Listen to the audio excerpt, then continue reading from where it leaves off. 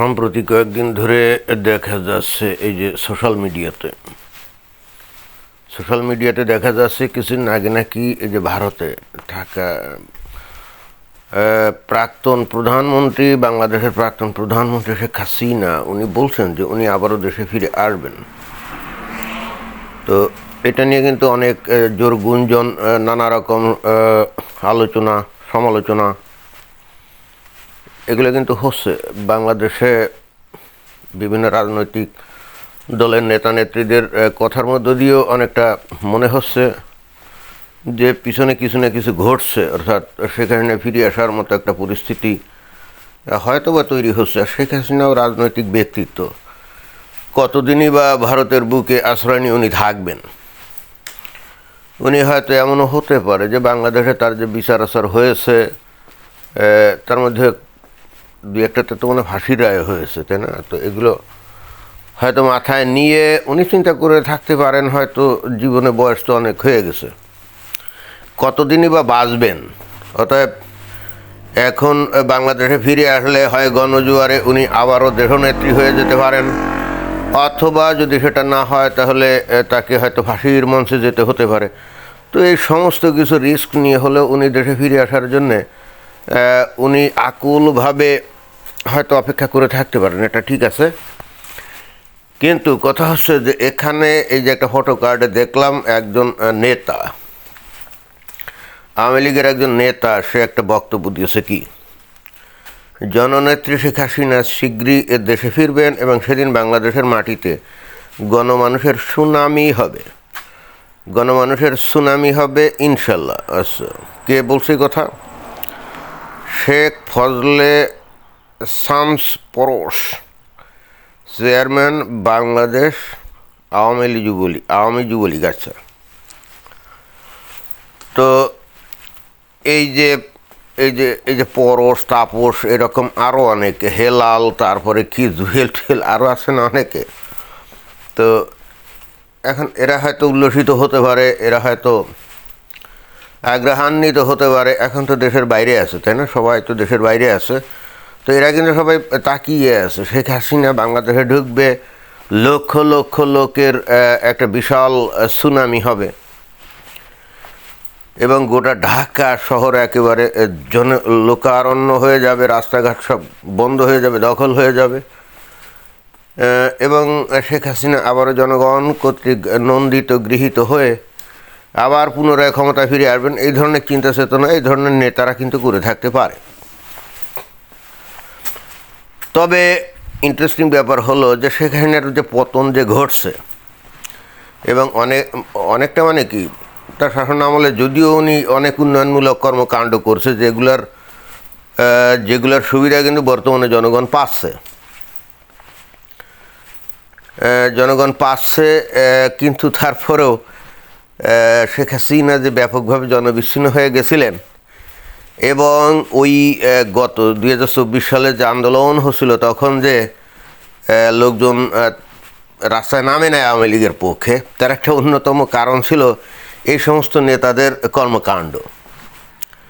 এই যে ফজলে কি শামস পরশ বা তাপস, এরকম আছে না কতগুলো, এবং একই সঙ্গে শেখ হাসিনার চতুর্দিকে যে নেতাগুলা থাকতো এর প্রত্যেকটাই ছিল গণবিচ্ছিন্ন লোকজন।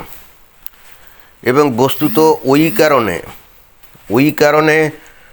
2024 সালে যখন এটা পরিষ্কার হয়ে গেল যে তার পতনের জন্যে একটা ষড়যন্ত্র চলছে এবং পতনের জন্য একটা সর্বাত্মক আন্দোলন শুরু হয়েছে, এবং এটাও কিন্তু বোঝা যাচ্ছিল যে তখন শুধুমাত্র পুলিশের কিছু লোকজন ছাড়া আর বাকি সবাই এই শেখ হাসিনার বিরুদ্ধে ছিল।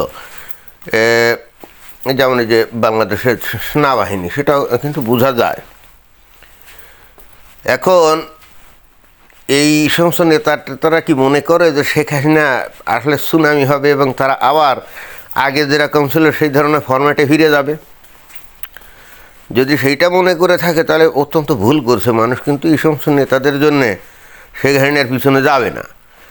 আর এই সমস্ত নেতারা যদি শেখ হাসিনা ফেরত আসলে আবার চতুর্দিকে গিয়ে ভিড় জমায়, তাহলে শেখ হাসিনা আবারও খুব দ্রুত প্রত্যাখ্যাত হবেন।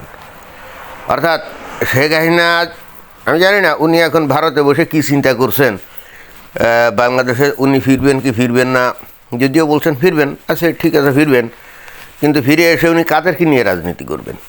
ওই আগে যেগুলো তার চতুষ্পাশে ভিড় জমাতো মধু খাওয়ার লোভে, যারা নাকি দেশকে ছিপড়ে খুবড়ে খাইতো, তাদেরকে নিয়ে? ওনার নিশ্চয়ই ভুল ভাঙছে, তাই না, যারা তার পাশে ছিল।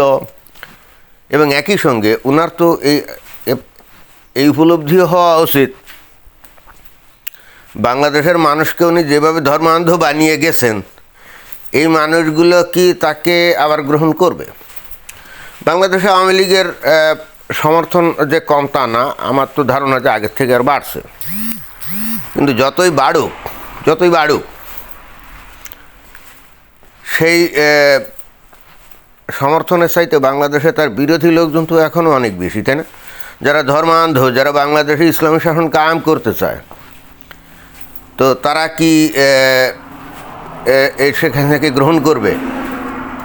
এছাড়াও যে সেনাবাহিনী যেটা আমরা দেখি, যার মধ্যে ব্যাপক ইসলামাইজেশন হয়েছে, এবং খোদ সেনাবাহিনী নিজেরাও মনে হয় যে বাংলাদেশে ইসলামী শাসন চায়, তো এখন তারা কি সেখান থেকে গ্রহণ করবে? এমনও তো হতে পারে যে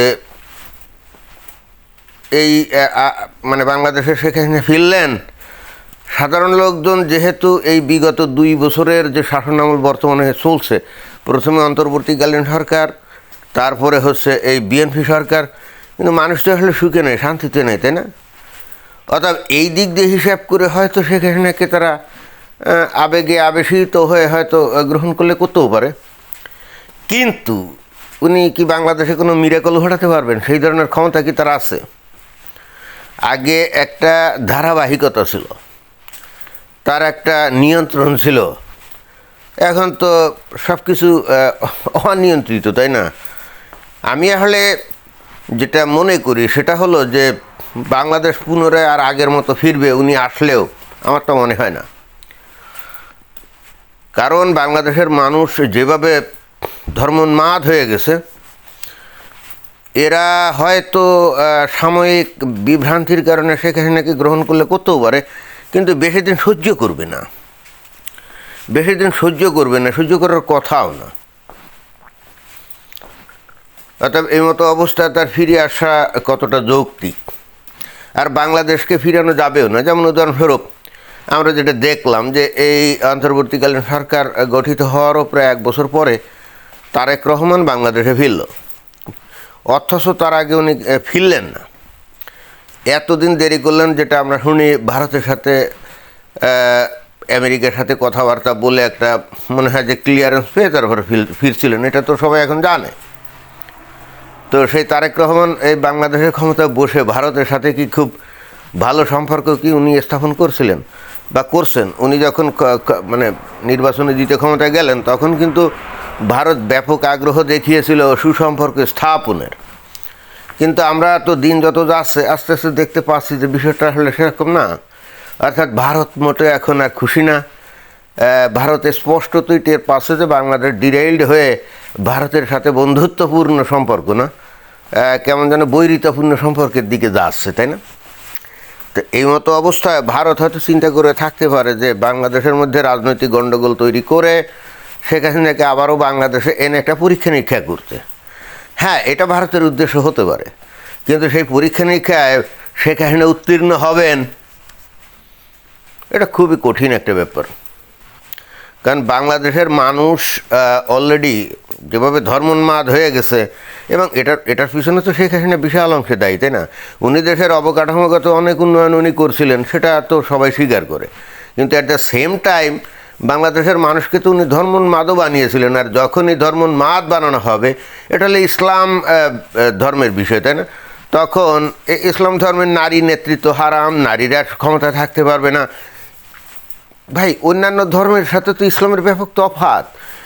এই যে ভারতে বিজেপি বলা হয় যে তারা অনেকে ধর্মাশ্রয়ী একটা রাজনৈতিক দল, কিন্তু সেখানে নারী নেতৃত্ব হারাম বা নারীরা ক্ষমতায় থাকতে পারবে না, এই ধরনের বিধিবিধান তো ওই হিন্দু ধর্মের মধ্যে নাই, এটা আছে ইসলাম ধর্মের মধ্যে। সুতরাং ভারতে বিজেপির উত্থান হলে তাতে কিন্তু ধর্মনিরপেক্ষতা অথবা গণতন্ত্র এগুলো কিন্তু নষ্ট হয় না। বাট বাংলাদেশের ক্ষেত্রে তো বিষয়টা তা না। বাংলাদেশে ধর্মোন্মাদ হলে সেখানে অনেক কিছু চেঞ্জ হয়ে যায়, সংবিধান চেঞ্জ হয়, মানুষের মন মানসিকতা চেঞ্জ হয়, ধ্যান ধারণা চেঞ্জ হয়, সমাজের অবকাঠামো চেঞ্জ হয়, বিধিবিধান চেঞ্জ হয়, সব কিছু একেবারে খুললে পুরো চেঞ্জ হয়ে যায়, তাই না? তো এখন মানুষ এরকম একটা মন মানসিকতার মধ্যে আছে যে তারা দেশে ইসলামী শাসন কায়েম করবে।